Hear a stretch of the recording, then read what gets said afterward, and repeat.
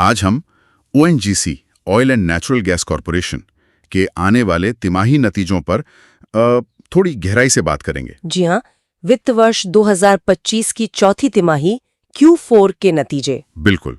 तो हम समझने की कोशिश करेंगे कि बाजार क्या उम्मीद कर रहा है, क्या खास बातें हैं। और ओएनजीसी, जो एक महारत्न कंपनी है, अपने नतीजे 21 मई को घोषित करने वाली है। तो क्या लग रहा है, क्या उम्मीदें हैं? दिलचस्प बात यह है कि एनालिस्ट इस बार थोड़े मिले जुले या कह सकते हैं थोड़े सुस्त प्रदर्शन की उम्मीद कर रहे हैं ओएनजीसी से। अच्छा, सुस्त क्यों?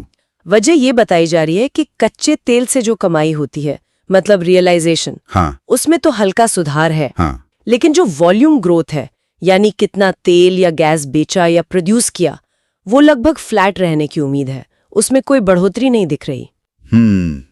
ये तो गौर करने वाली बात है। वो तो कह रही है कि स्टैंड अलोन नेट प्रॉफिट तिमाही दर तिमाही 5.6% बढ़ सकता है, करीब 8,704 करोड़ रुपए। हाँ, ये आंकड़ा है। तो ये सुस्त प्रदर्शन वाली बात से थोड़ा अलग नहीं लगता?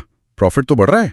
हाँ, थोड़ा विरोधाभास लगता है, पर देखिए रेवेन्यू जो है, यानी कुल कमाई, वो लगभग पिछली तिमाही जितनी ही रहने का अनुमान है, 33,611 करोड़ के आसपास।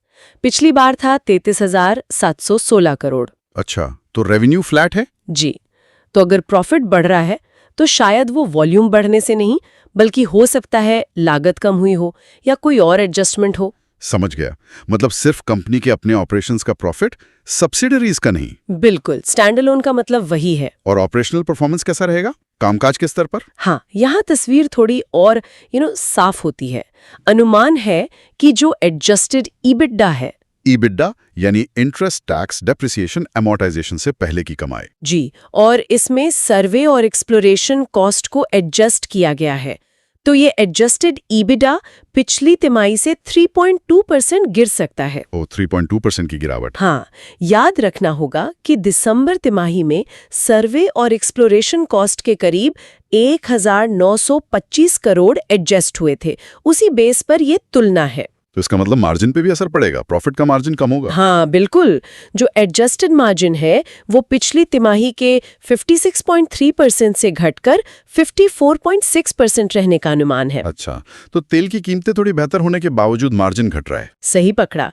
देखिए, ग्रॉस क्रूड ऑयल रियलाइजेशन का अनुमान है कि वो 2% बढ़कर $74 प्रति बैरल हो सकता है। $74, ठीक है। और नेट रियलाइजेशन वो भी करीब 2% बढ़कर $54.3 प्रति बैरल। तो कीमतें थोड़ी सुधरी हैं। हाँ, लेकिन जैसा हमने पहले कहा, वॉल्यूम ग्रोथ वो नहीं हो रही है और शायद यही मार्जिन पर दबाव डाल रहा है। कीमतें सुधरने का पूरा फायदा नहीं मिल पा रहा। तो निचोड़ यही है कि तेल की कीमतें थोड़ी बेहतर हैं, पर वॉल्यूम नहीं बढ़ रहा और ऑपरेशनल साइड पर कुछ दबाव है, इसलिए मार्जिन घट सकता है। एकदम सही। शेयर बाजार ने इस सब पर कैसे रिएक्ट किया कल, मतलब मंगलवार को? हाँ, कल ओएनजीसी का शेयर करीब 2.5% चढ़ा था, 252.8 पर बंद हुआ। अच्छा, तेजी थी। जी, और अगर इस साल 2025 की शुरुआत से देखें तो शेयर लगभग 5.5% ऊपर है। 5.5%? निफ्टी 50 से कैसा है ये? निफ्टी 50 इस साल करीब 4.2% बढ़ा है, तो उससे थोड़ा बेहतर है ओएनजीसी। ठीक है। लेकिन जो Nifty oil and gas index है वो 7.5% बढ़ा है। ठीक है, तो उस इंडेक्स से ओएनजीसी थोड़ा पीछे है। समझ गया। तो कुल मिलाकर नतीजों में हमें क्या देखना चाहिए? प्रॉफिट शायद थोड़ा बढ़े, रेवेन्यू फ्लैट रहे, लेकिन मार्जिन, उस पर दबाव दिखेगा। हाँ, मार्जिन और एडजस्टेड ईबिटा ये देखने वाले आंकड़े होंगे। और इसकी मुख्य वजह वॉल्यूम ग्रोथ का न होना। बिल्कुल। कच्चे तेल की कीमतों से ज्यादा ध्यान इस बार वॉल्यूम और ऑपरेशनल एफिशिएंसी पर रहेगा। असली कहानी वहीं से निकलेगी। सही कहा। तो सुनने वालों के लिए एक सोचने वाली बात यह है कि जब दुनिया भर में तेल की कीमतें सुधर रही हैं, तब भी ओएनजीसी जैसी बड़ी कंपनी का प्रोडक्शन वॉल्यूम क्यों नहीं बढ़ पा रहा? और क्यों ऑपरेशनल मार्जिन पर दबाव दिख रहा है? हाँ, ये किन अंदरूनी या भारी चुनौतियों की तरफ इशारा करता है?